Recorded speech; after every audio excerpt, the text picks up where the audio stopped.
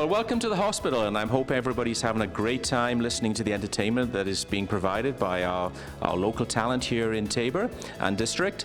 And I'm here with Andres Postmas, who is the site manager. And as you can see, we're dressed in scrubs, and this is the first time I've ever done that. So anyway, I got nice coverings for my shoes, and I got a nice, really, wonderfully looking hat that cap that I'm wearing, and I'm sure it makes me look great. And so I'd like to introduce Andres Postmas, who is the site manager.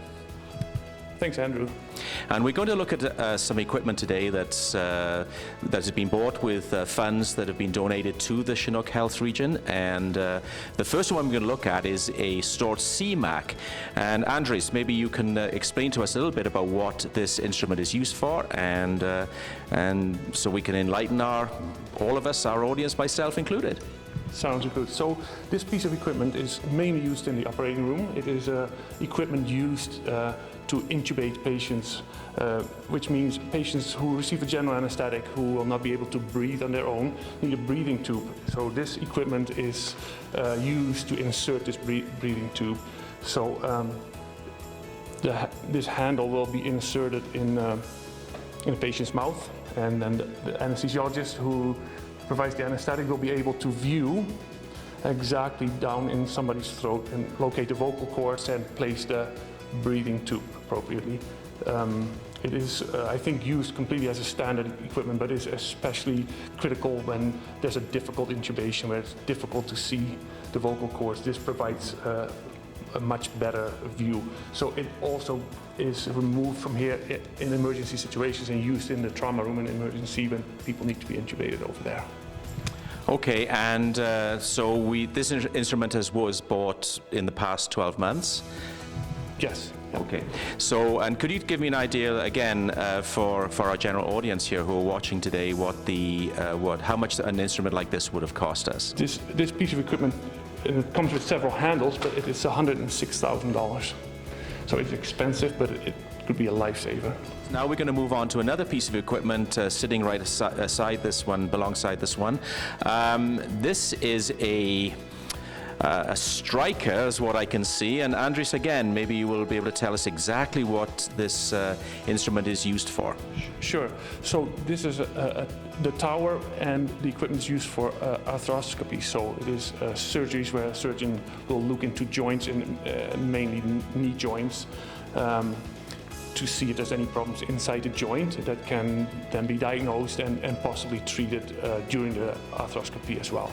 So the tower holds all, say, the electronic part of it. So there's the TV screen, there's a computer in there, there's capability to record the procedure for patients to take a disc home. Photos can be taken for the surgery to put in patient's charts. That all happens in this part, as well as the light source. So the actual scope that the surgeon uses is in this tray here. That gets connected to the tower, and with that he make a little incision. Okay. And go put it inside the joint and be able to look around. Mm-hmm. And then based on what they find, there's other pieces of equipment that they may need to shave off some cartilage of, for instance, of a meniscus. So in the total part of the equipment actually has 3 more complete sets like this. So they just put out one to show, but the tower there's one piece of the tower, and then there's 4 complete sets of everything else. So we can continue surgery while equipment is being re-sterilized. Okay, so now we've moved into one of the 2 operating theaters at the hospital. And Andres, we're looking here at, well, looks to me just like an operating bed. I'm assuming that there's a lot more to it than that, so perhaps you would be able to describe to us exactly what we're looking at here.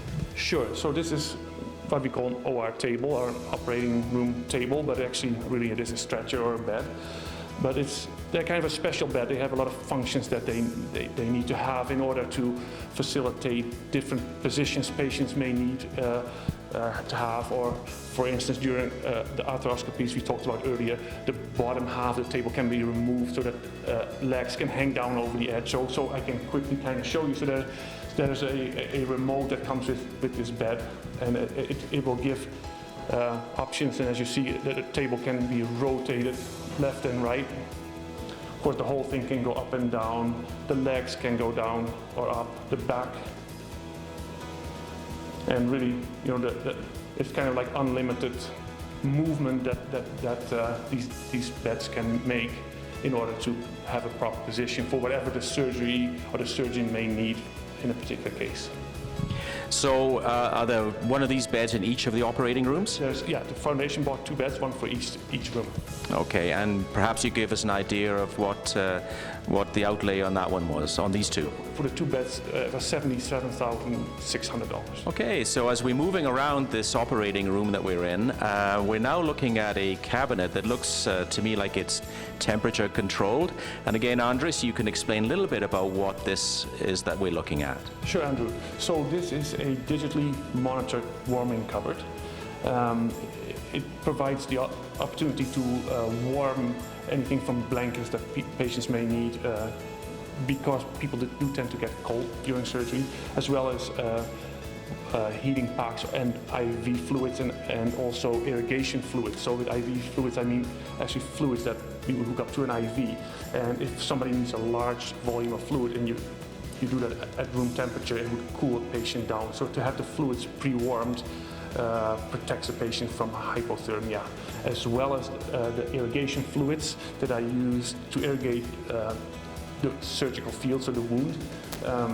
If that was at room temperature, you would create a tremendous cooling effect in the patient, so those fluids are pre-warmed. The important part of having it so well monitored and regulated is that, first of all, we want the fluids to be warm enough, but a big danger may be for fluids to be too warm, and you could actually create burning or damage to a patient by using fluids that are too hot. So this cupboard ensures that everything is at the temperature we want it at. So we've moved out of one of the operating theaters, and we're now in the recovery room post-op. And Andres, we're looking at some monitors here, and perhaps you could explain what these monitors are used for. Sure. So right adjacent to the operating theaters, there's 3 recovery room beds, and they are each outfitted with a vital sign monitor. So patients that just wake up from an anesthetic need to be closely monitored. The blood pressure, oxygen levels.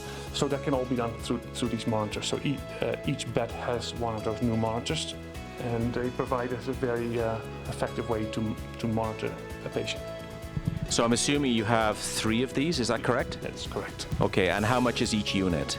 Well, the total for the 3 units was $65,800. Well, thank you, Andres. I do appreciate that. That was a great tour of the operating theatre and associated rooms, and especially the wonderful equipment that has been bought with funds from the foundation fundraising efforts.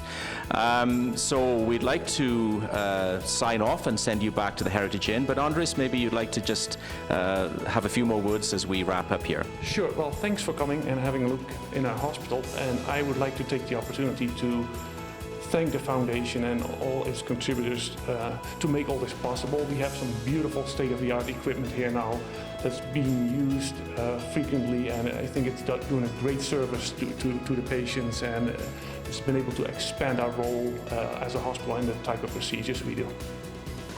And I couldn't have said that any better. So again, back off to the Heritage Inn, where hopefully you're still enjoying all that wonderful entertainment.